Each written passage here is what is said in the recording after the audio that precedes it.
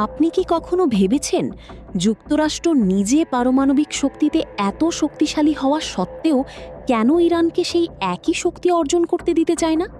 এটা কি শুধু রাজনীতি, নাকি এর পেছনে রয়েছে আরও বড় কোনো কৌশল?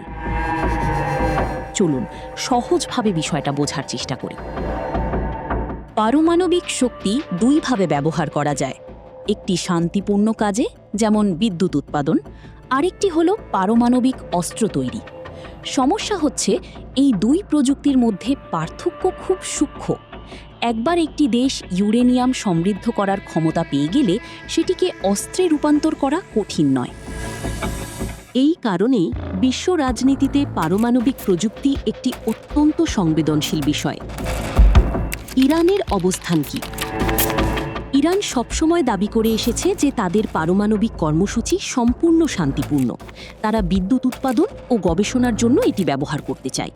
কিন্তু যুক্তরাষ্ট্রসহ পশ্চিমা দেশগুলো সন্দেহ করে ইরান গোপনে পারমাণবিক অস্ত্র তৈরির চেষ্টা করছে। এই সন্দেহ থেকেই তৈরি হয়েছে দীর্ঘদিনের উত্তেজনা। 2015 সালের ঐতিহাসিক চুক্তি JCPOA। 2015 সালে যুক্তরাষ্ট্র, ইরান এবং আরও কয়েকটি বিশ্বশক্তি একটি চুক্তিতে পৌঁছায়, যাকে বলা হয় JCPOA, joint comprehensive plan of action. এই চুক্তি অনুযায়ী ইরান তাদের পারমাণবিক কার্যক্রম সীমিত করবে, আন্তর্জাতিক পর্যবেক্ষকরা নজরদারি করবে, বিনিময়ে ইরানের উপর থেকে অর্থনৈতিক নিষেধাজ্ঞা তুলে নেওয়া হবে। এটি ছিল একটি বড় কূটনৈতিক সাফল্য। ট্রাম্প কেন এই চুক্তি থেকে বেরিয়ে এলেন? 2018 সালে ডোনাল্ড ট্রাম্প এই চুক্তি থেকে যুক্তরাষ্ট্রকে বের করে নেন। তার মতে এই চুক্তি দুর্বল এবং অসম্পূর্ণ। এটি ইরানকে সম্পূর্ণভাবে পারমাণবিক অস্ত্র তৈরি থেকে বিরত রাখতে পারবে না। চুক্তিতে ইরানের ক্ষেপণাস্ত্র কর্মসূচি বা মধ্যপ্রাচ্যে তাদের প্রভাব নিয়ে কিছু বলা হয়নি।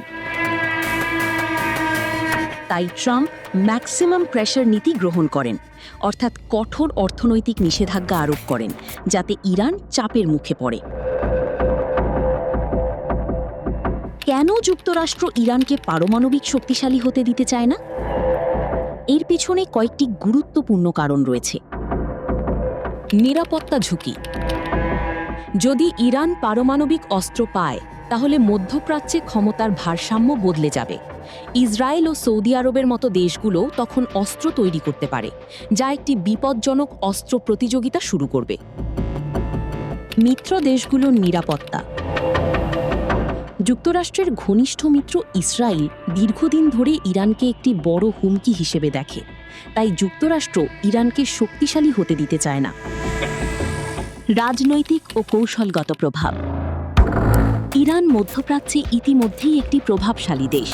যদি তারা পারমাণবিক শক্তি অর্জন করে, তাহলে তাদের রাজনৈতিক ও সামরিক প্রভাব আরও বাড়বে, যা যুক্তরাষ্ট্রের স্বার্থের বিরুদ্ধে যেতে পারে। এটা কি দ্বিমুখী নীতি? অনেকে প্রশ্ন করেন, যুক্তরাষ্ট্র নিজে পারমাণবিক শক্তিধর, তাহলে অন্যদের কেন বাধা দেয়? এখানে মূল বিষয় হল বিশ্বাস এবং নিয়ন্ত্রণ। যুক্তরাষ্ট্র মনে করে সব দেশ একইভাবে দায়িত্বশীল নয়, তাই তারা চায় পারমাণবিক অস্ত্রের বিস্তার সীমিত রাখতে, যাকে বলা হয় নন প্রলিফারেশন পলিসি। বর্তমান ও ভবিষ্যৎ। আজও ইরান ইস্যু আন্তর্জাতিক রাজনীতির একটি গুরুত্বপূর্ণ বিষয়। কখনো আলোচনা, কখনো উত্তেজনা, এই টানাপোড়েন এখনও চলছে। এটা শুধু পারমাণবিক শক্তির বিষয় নয়, এটা ক্ষমতা, নিরাপত্তা এবং বৈশ্বিক রাজনীতির খেলা। তাই প্রশ্নটা থেকে যায়, একটি দেশ কি নিজে শক্তিশালী হয়ে অন্যদের থামাতে পারে?